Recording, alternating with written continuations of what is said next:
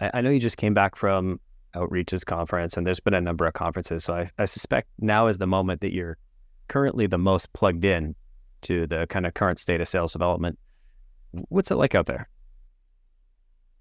It's tough. The headwinds are strong, and I think the main drivers for that is saturation has created prospect fatigue. I read a stat where I think there's like 68 billion more emails being sent out versus 5 years ago, and that's because of shift to remote. Obviously, we're all sending more emails, but I think companies are trying harder to generate pipeline via email because for a while events were shut down, things like that. So, and it's easier to build software than ever. There's more automation tools out there that make it easy to reach lots of folks. So the volume and the noise is quite high. It's hard to break through.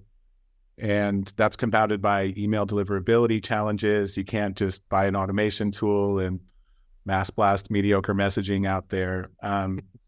So yeah, those are the two like main drivers that are making it tough. And then that's further compounded by shift to remote, great resignation, although I think we're mostly past that now, and PLG movements where folks don't want to talk to sales, and AI is disrupting the space. So it's quite an interesting time for sales developers and sales development leaders. And you really just have to be excellent. I mean, fire on every single best practice possible to create repeatable pipeline. And I think we'll talk more about that in this episode. 100%.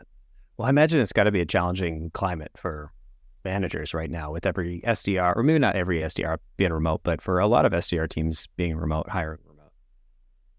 Absolutely. Yeah. And I think we have to have empathy as leaders. A lot of us were classically trained in offices, learning via osmosis, and that experience is quite difficult to replicate in the remote setting. So now more important than ever, you have to hire right, but you also have to take the extra steps as a leader to make sure that your team is set up for success. It's something that takes a good amount of building.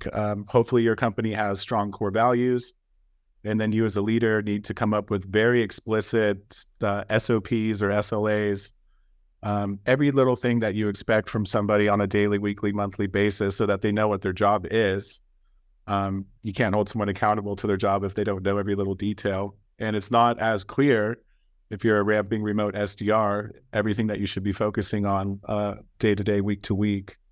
And then you have to combine that with a robust enablement suite. And once you have that trinity, that triangle of like values, enablement, expectations, then if you hire well, you should be able to plug people into a system, a repeatable process that, you know, will help them onboard and ramp well.